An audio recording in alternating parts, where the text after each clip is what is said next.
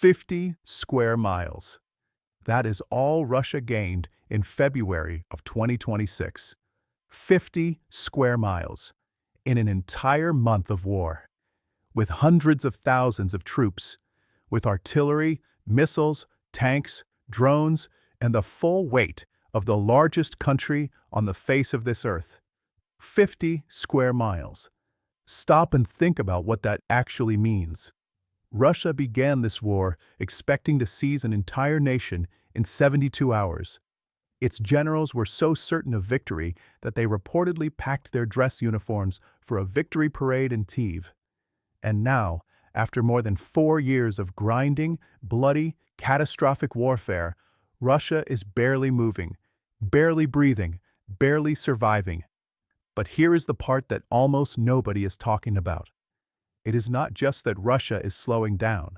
It is that Russia is running out of soldiers, running out of money, running out of weapons, running out of allies.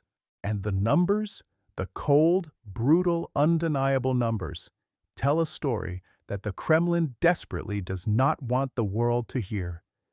In the first 3 months of 2026, Russia lost 89,000 troops.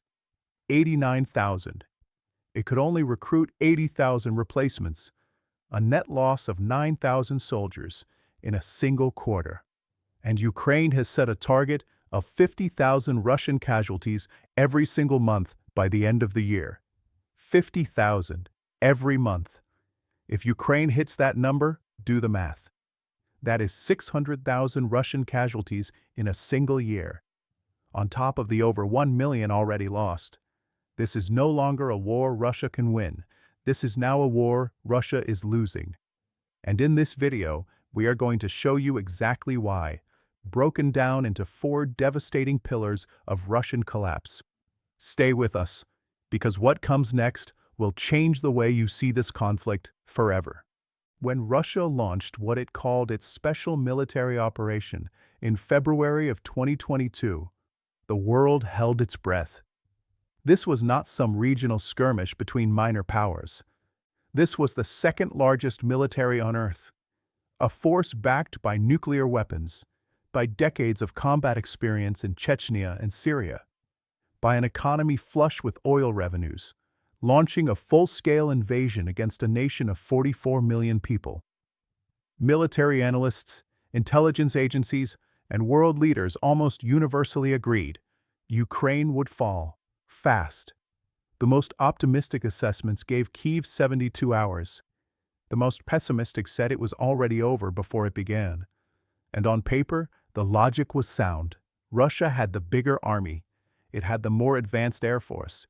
It had hypersonic missiles, electronic warfare systems, and an arsenal of tanks that Western experts spent decades studying and fearing. Ukraine, by contrast, had a military that had been patched together after years of neglect, a defense budget a fraction of Russia's, and no meaningful air power to speak of. This was David versus Goliath. Except this time, the conventional wisdom said Goliath wins. So Russia attacked. And what happened next shocked every analyst, every general, every government on the planet. Ukraine did not fall. Not in 72 hours, not in 72 days, not in 72 weeks. Ukraine fought back with a ferocity and a sophistication that no one, including the Ukrainians themselves, had fully anticipated. The Russian advance on Kyiv was repelled. The legendary Black Sea Fleet was forced to retreat after drone and missile strikes. Russia's supposedly invincible tank columns were picked apart by shoulder-fired missiles and later by cheap commercial drones, modified into precision weapons of war. But Russia adapted, and herein lies the cruelty of this story, because even as Ukraine proved itself a far tougher opponent than expected, the fundamental math of the war still seemed to favor Moscow. Russia had more men, more guns, more missiles, more money, and it was willing to spend all of it. Willing to sacrifice its own soldiers at a rate that would have broken any Western army within weeks. Russia threw wave after wave of infantry into Ukrainian defensive lines. It lost thousands of tanks, It lost tens of thousands of soldiers every single month, and it kept recruiting. Keep replacing, keep pushing.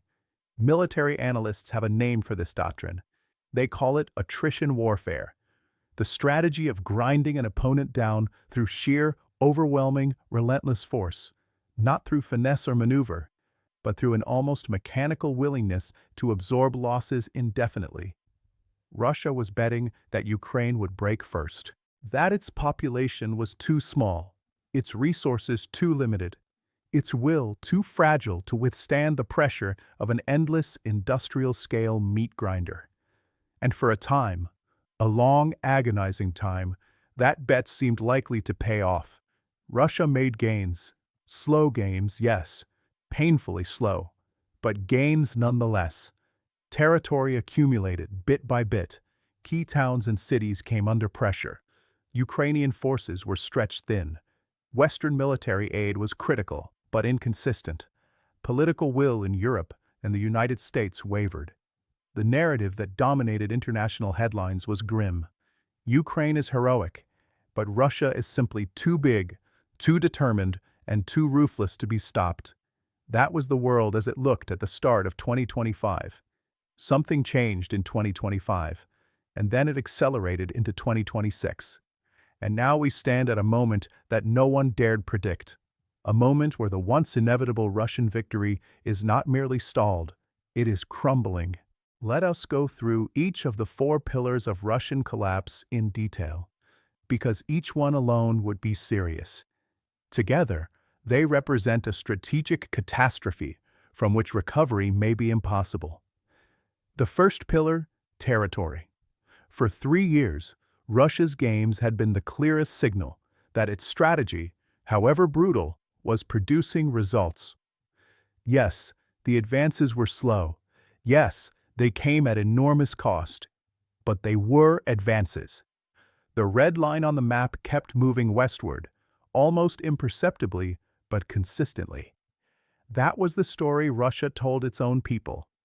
That was the narrative the Kremlin used to justify every sacrifice, every loss, every ruined life. And then, in 2025, the red line stopped moving. Ukraine had developed a battlefield doctrine that military analysts now quietly acknowledge as one of the most sophisticated adaptive strategies in modern warfare. Ukrainian forces identified the predictable patterns in Russian assault tactics. The way Russian squad commanders would order waves of infantry into specific corridors, trying to overwhelm defenders through sheer numbers, and turned those patterns into a death trap. Ukrainian units would appear to yield ground. They would draw Russian assault squads forward into pre-designated kill zones. And then, the moment the Russians were fully committed and exposed, a coordinated storm of drones and artillery would descend on them from multiple directions simultaneously. The result was not just tactical success. The result was that Russia was losing hundreds of men to capture parcels of land measuring in hundreds of meters. Over the entire year of 2025, Russia gained less than 1% of Ukrainian territory. Think about what that means in practical terms. Ukraine is roughly 230,000 square miles in total area. Less than 1% is fewer than 2,300 square miles in a full year of maximum effort offensive warfare. But February 2026 made even that look like a golden era for Moscow. In February 2026, Russia gained 50 square miles, total, in a month. And here is the detail that makes the Kremlin's blood run cold. In that same month, Ukraine actually recaptured more land than it lost. For the first time in years, the map moved in Ukraine's direction. The attacker is now being pushed back.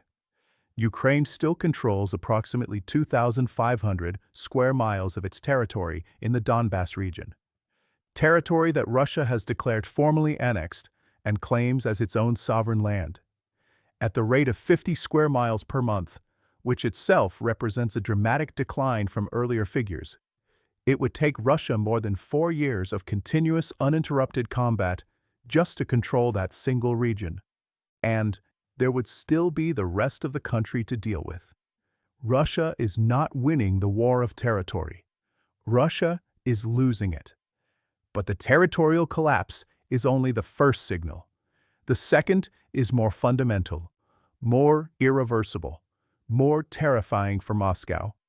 People, Russia has lost over 1 million soldiers, killed and wounded, since the invasion began. 1 million, the population of a major city, gone, not in decades of colonial policing or low-intensity conflict, but in roughly 4 years of a single war against a neighbor. The casualty rate at various points throughout 2025 and into 2026 was running at tens of thousands per month. Now, here is the thing that made Russia's strategy work, even as those numbers mounted. Russia is the largest country on Earth by land area. It has over 140 million citizens, and Putin proved willing to use every one of those people as a resource, as raw material, to be fed into the war. When volunteer recruitment dried up, the Kremlin offered cash incentives so large that they distorted local economies in rural regions. When that was not enough, it offered pardons and release to convicts serving prison sentences, men convicted of murder, assault, rape, sending them directly to frontline positions with minimal training. When that was not enough, it began quietly coercing ethnic minorities and economically vulnerable communities, pressuring them into signing contracts through a combination of social pressure and financial desperation. When hospitals reported that patients with serious illnesses were being discharged and sent to recruitment centers, the mask had fully slipped. These are not the methods of a military that is winning. These are the methods of a military that is desperate. And now, even desperation is not enough. In the first quarter of 2026, Russia lost 89,000 troops.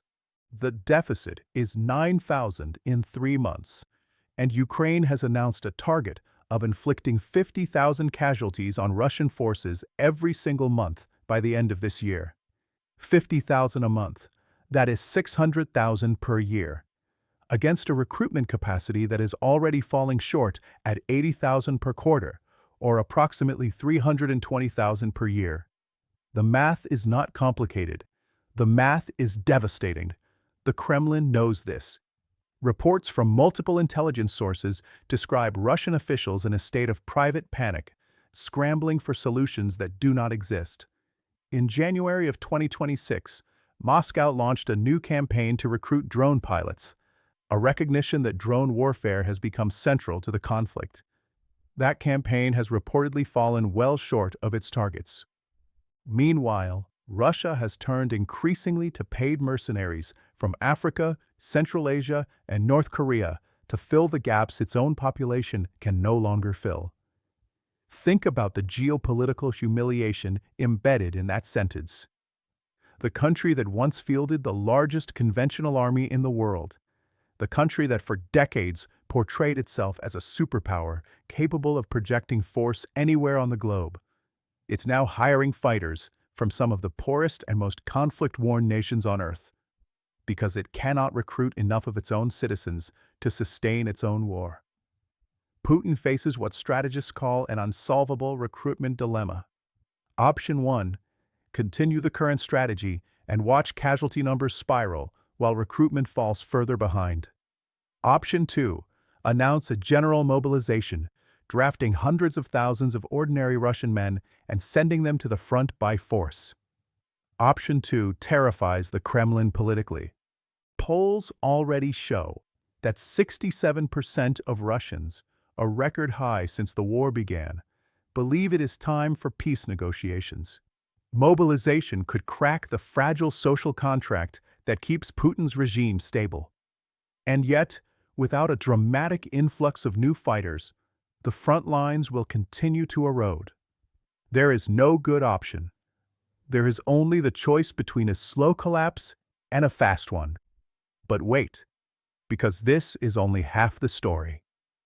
In February of 2022, the idea that Ukraine would one day be striking deep into Russian territory seemed like fantasy. Ukraine was fighting for its survival. Hour by hour, street by street. The notion that it would develop the capacity to hit targets hundreds of miles inside Russia, oil refineries, military airfields, naval infrastructure, seemed almost laughably optimistic. And yet, here we are. Ukraine brought the war home to Russia, and it did so in ways that are having consequences far beyond anything the Kremlin could have prepared for. It started slowly, small acts of sabotage, a drone strike here, an explosion at a border facility there, almost symbolic gestures, more about signaling capability than delivering decisive blows. Russian state media dismissed them. Kremlin spokespersons waved them away. Putin said nothing that suggested he was remotely concerned. But Ukraine was not trying to make a statement. Ukraine was building a targeting strategy. As Ukrainian engineers, technicians, and military planners refined their drone systems and developed their domestically produced missile capabilities, the strikes became larger, more precise, more frequent, and more devastating. Russia's border regions, which had initially felt relatively safe despite the war raging in the east, began to feel very unsafe indeed. Airfields, where Russian strike aircraft were based, became targets. Military production facilities began burning. Command and logistics hubs that had operated safely for years suddenly found themselves within range of Ukrainian munitions. And then, Ukraine identified the most strategically critical target of all: oil. The Russian economy is built on petroleum. Oil and gas revenues fund the federal budget. They pay for the military. They buy the political loyalty that keeps Putin's system intact. Without oil, there is no war. Without oil revenues, there is no Russia as Putin has constructed it. Ukraine understood this. And in 2025, it began a systematic, sustained campaign against Russia's oil infrastructure. Refineries, storage tanks, pipeline infrastructure, export terminals on the Baltic Sea. One by one, these facilities came under attack. Some were struck multiple times, some were destroyed entirely. Plumes of black smoke rose over Russian territory, visible to satellite imagery and to the Russian public alike. Visible evidence that the government's promises of total security were hollow. The damage is staggering. Reports indicate that up to 40% of Russia's oil export capacity has now been disrupted. 40%. That is not a minor setback. That is not a temporary inconvenience that can be managed and absorbed. That is a structural wound to the economic engine that powers everything Russia does. Russia's national wealth fund, the sovereign reserve buffer that was supposed to insulate the country from external shocks, has been dramatically depleted since the war began. Military spending now consumes a larger and larger share of the federal budget, with every passing year. Inflation is climbing. The ruble is under persistent pressure. Western sanctions have cut Russia off from the technology, components, and financial systems it needs to modernize and sustain its economy. The Russian economy is not collapsing yet, but it is standing on the edge of a serious crisis. And every drone strike on another refinery, every missile that hits another storage facility, brings it one step closer to the edge. Putin walked into a trap of his own making. He launched a war he expected to win in days, and instead created the conditions for Ukraine to develop exactly the kind of long-range strike capability that threatens the very foundations of his state. He thought Ukraine would be too busy surviving to fight back. He was catastrophically wrong. And then there is the fourth pillar, the one that may matter most of all. The state of the two armies in 2026 is almost the precise inverse of what it was in 2022. When Russia invaded, the world respected the Russian military, not necessarily liked it, not admired it, but respected it, feared it. Russia was widely assessed as the second most powerful conventional military on Earth, behind only the United States. Its tanks were studied at NATO academies. Its air defense systems were the subject of detailed intelligence assessments by every major power. Its electronic warfare capabilities were considered among the most advanced in existence. That reputation is now in ruins. Russia's T-14 Armata tank, hyped before the war as a revolutionary leap forward in armored warfare, a weapon that would change the character of ground combat, was deployed in tiny numbers, almost cautiously, and was reportedly withdrawn after early encounters amid questions about its performance. Russia's Air Force, despite complete theoretical air superiority in terms of numbers and technology, never achieved meaningful control of Ukrainian airspace. Its Black Sea Fleet, once the dominant naval power in the region, was humiliated by Ukrainian drone boats and missiles, forced to abandon its main base and retreat, a naval power running from a country without a navy. Meanwhile, Ukraine, the military minnow of 2022, has become something extraordinary. Ukraine has mastered drone warfare to a degree that has genuinely surprised military experts worldwide. It has pioneered tactical doctrines that are now being studied by NATO armies. It has built, from the ground up, one of the most capable domestic defense industries in Europe, an industry that was producing almost nothing at the start of the war, and is now manufacturing artillery shells, missiles, drones, and electronic warfare systems at scale. Ukraine developed the Neptune anti-ship missile, the weapon that sank the Moskva, the flagship of Russia's Black Sea Fleet, in one of the most shocking naval losses of the 21st century. It developed the Flamingo long-range cruise missile, fast-tracked into operational service, and already used to strike deep penetration targets inside Russia in 2026. It developed FPV drones so cheap and so effective that single-digit cost machines are regularly destroying equipment worth millions of dollars. This is what military analysts call a cost-exchange ratio problem, and Russia is on the wrong side of it, badly. The international consequences of this military reputational collapse extend far beyond the battlefield. Countries that historically relied on Russia to supply them with weapons, tanks, and military systems, nations across Africa, the Middle East, and Central Asia, are quietly backing out of contracts and looking for alternative suppliers. Russia's position as a major arms exporter, which has been a cornerstone of its geopolitical influence for decades, is dissolving in real time. Inside Russia itself, the shift in public mood is significant. A poll, one that would have been unthinkable at the start of the war, found that 67% of Russians now support peace negotiations. That is a record high since the invasion began.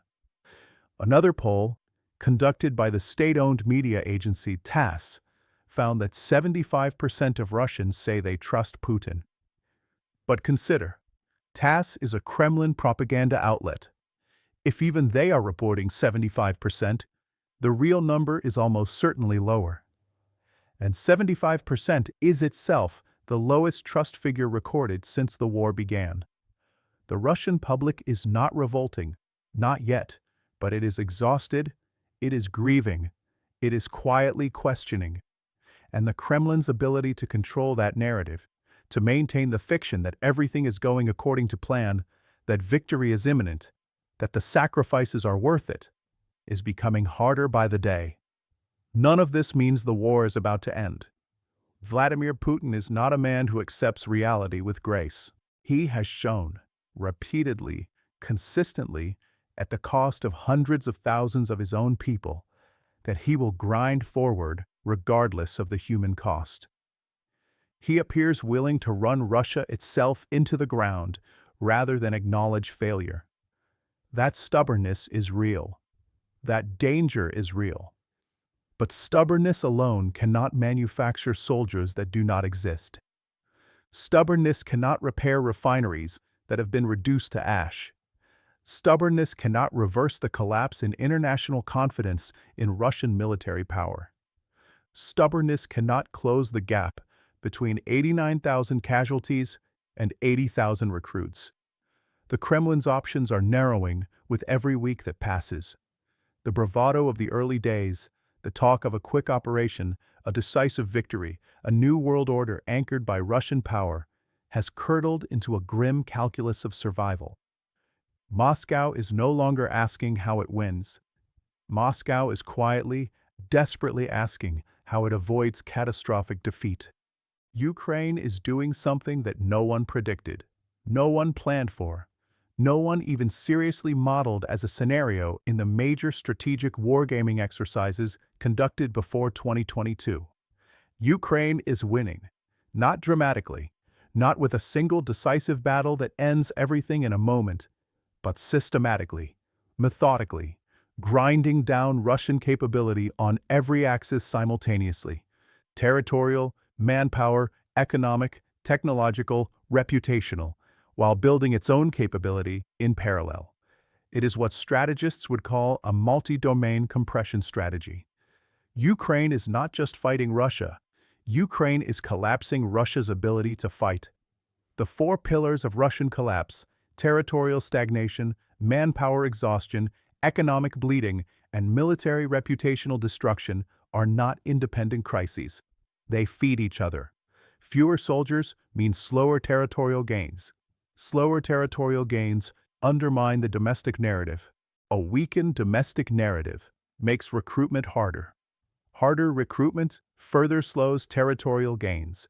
Each pillar's collapse accelerates the others. This is not a linear decline.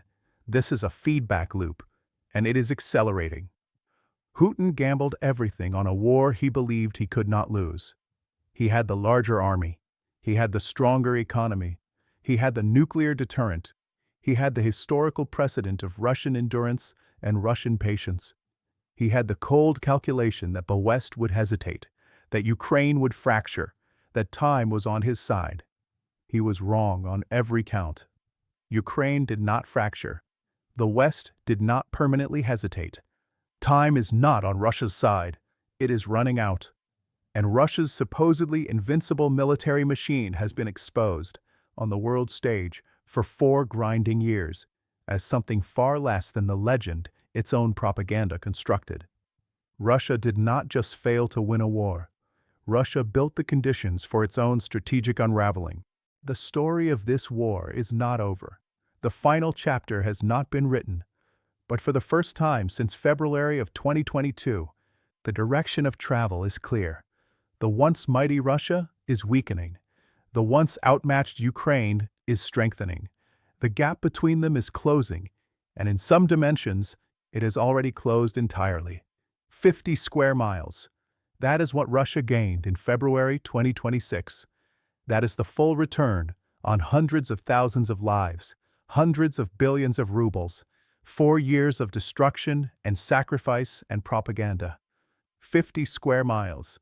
An empire in retreat, a myth in ruins, and a people that refuse to break, doing the unthinkable, pushing back. If you found value in this analysis, subscribe so you do not miss what is coming next.